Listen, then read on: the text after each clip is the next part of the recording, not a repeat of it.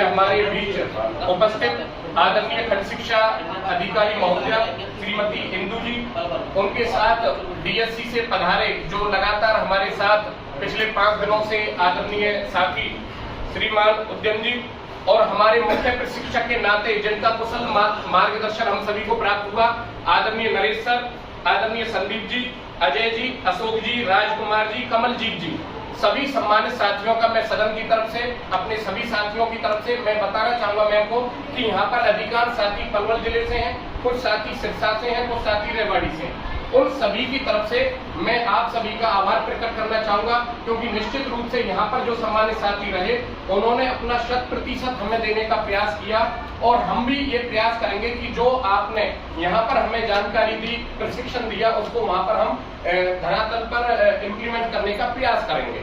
इसके साथ साथ मैं ये भी बताना चाहूंगा, क्योंकि कहा गया है, माननीय एपीजे अब्दुल कलाम साहब कहते थे कि क्लासरूम की आखिरी बेंच पर बैठा हुआ बच्चा भी देश का भविष्य हो सकता है।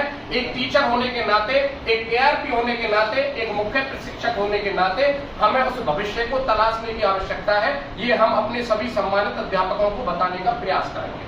निश्चित रूप से साथियों, परिस्थितियां बदली हैं, बहुत सारी चीज बदली हैं, लेकिन मैं हमेशा कहता हूं कि जिंदगी फूलों की सेज नहीं होती, दुख और सुख का दस्तावेज नहीं होती, और जिंदगी को महज ख्वाब समझने वालों, जिंदगी अमानत है, जिंदगी दहेज नहीं होती, जिंदगी दहेज नहीं होती।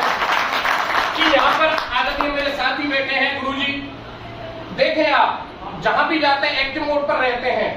मेरे हाथ में चोट लगी, एक तो ये था कि मैं अपने मेडिकल रिपोर्ट देख करके कोई बहाना बना लेता, मैं नहीं आता, लेकिन मुझे लगा कि मुझे कुछ सीखना है और अपने साथियों से मिलने का एक सुनहरी मौका है।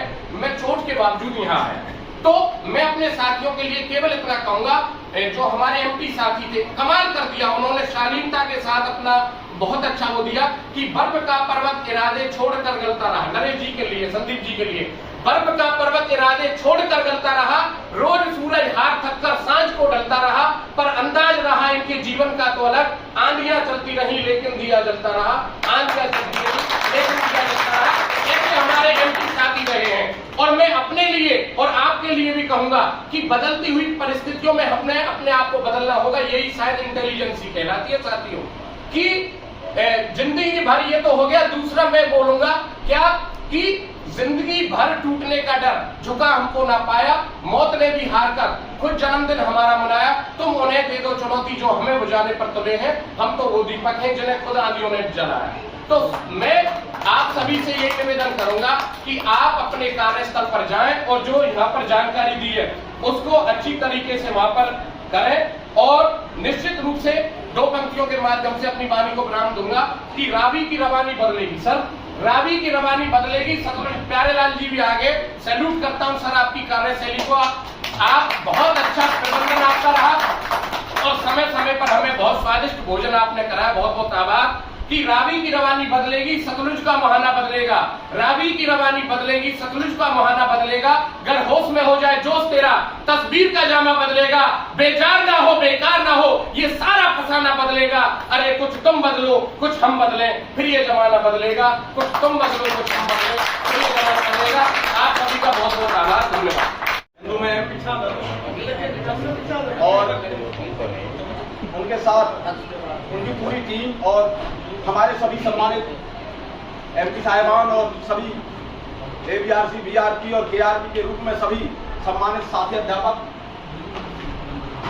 आज इस वैलिडिक्टरी सेशन प्रोग्राम के लिए मैं शुभाशीष देने, मार्गदर्शन करने के लिए इंदू मैम को सादर आमंत्रित करता हूं कि हमारे साथियों को अपने शुभाशीष देकर मार्गदर्शन करें। इंदू मैम प्लीज, स्वागत करना। विभिन्न जिलों से यहाँ पे हैं, मेरा मेन यहाँ पे पलवल से है।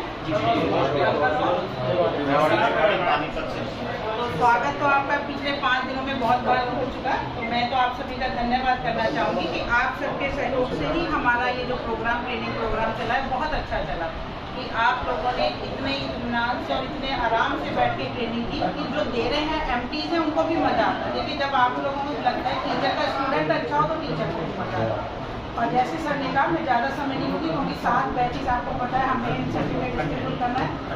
आपके जो साथी उन्होंने कहा कि कुछ तुम बदलो, कुछ हम बदले।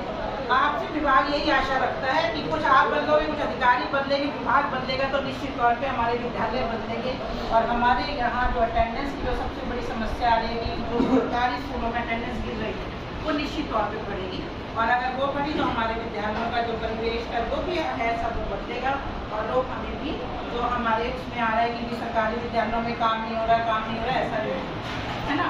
और मैं अभी पिछली क्लास में उसमें भी कह रही थी कक्षा में कि पिछले 2-3 साल पलवल का मैं नहीं कह सकती लेकिन वहाँ पे भी हुआ होगा, हमारे कुरुक्षेत्र में मैंने देखा है कि जो प्राइमरी टीचर्स हैं उनका प्रयास इतना अच्छा गया है और जो हम विद्यालयों में हम जाते हैं ना मज़ा आता है जाकर देखने में, क्योंकि बच्चों की तरफ से एक रिस्पॉन्स मिलता है, चाहे वो इंग्लिश हो, चाहे हिंदी हो, चाहे मैथ। पहले हम क्लासेस में जाते थे, हमें एक बच्चा जो है ना एक सपाट मिलता था, हम पूछते रहते थे, जवाब नहीं मिलता था। अब क्या है, जो आप ट्रेनिंग लेके आके टीचर्स को ट्रेनिंग करवाते हैं ना, उसका असर दिखना शुरू हो गया, आउटपुट मिल रहा है। क्यों? क्योंकि जब आप क्लास में एंटर कर रहे हो, बच्चे का जो कॉन्फिडेंस है वही बता रहा है कि टीचर ने काम कराया हुआ है और वो काम अब कैसे करवा रहा है जो आप बता रहे हो। एक समय उससे बिल्कुल निश्चित उस पर प्रक्रिया पे चल रहा है, टीचर गाइड यूज़ कर रहा है, जो भी आपकी संदर्शिका है वो यूज़ कर रहा है, तो वो पता लगता है। यही हम सबका काम है, तो कुछ इसी को आप यहाँ से लेके जाए। सर की बात है कि हमें आपने टीचर्स को बदलना है, बदलना ऐसा नहीं है, उनको मोटिवेट करना है कि कक्षा में जाके काम किया जाए और जो हमसे विभाग चाहता है उसी के अकॉर्डिंग हम लोग काम करेंगे तो निश्चित तौर पे अगले 2 साल में पूरा बदलाव आएगा और हमारा विभाग जो है जो हमसे आशा रखता है उसका हम लोग काम करेंगे।